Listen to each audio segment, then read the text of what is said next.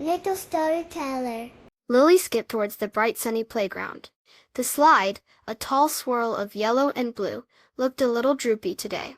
Its name was Silas. "Hello, Silas," Lily said sweetly. She had learned that the playground equipment only worked if you were kind. "My secret is, I like to wear mismatched socks," she whispered, giggling. Then Lily sang a little song. "Twinkle, twinkle, little star, how I wonder what you are." Her voice was soft and clear.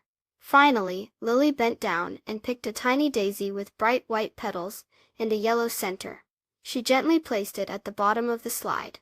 "This flower is for you, Silas," she said with a smile. Suddenly, Silas seemed to brighten. The yellow and blue paint looked more vibrant. Lily climbed the little ladder and whooshed down the slide, giggling all the way. Her fluffy brown hair bounced behind her. Her friend Tom, with his bright red t-shirt and sunny smile, came running over. "Can I go on, Silas?" he asked. "Remember," Lily said, "Silas likes kindness."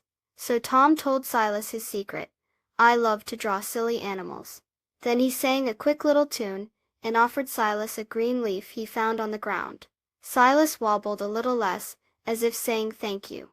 As they played, Lily and Tom learned that even playground equipment likes to be treated kindly. It's like when you water a plant, and it grows taller and stronger. Being kind makes everyone and everything feel a little bit happier. Please subscribe. Thank you.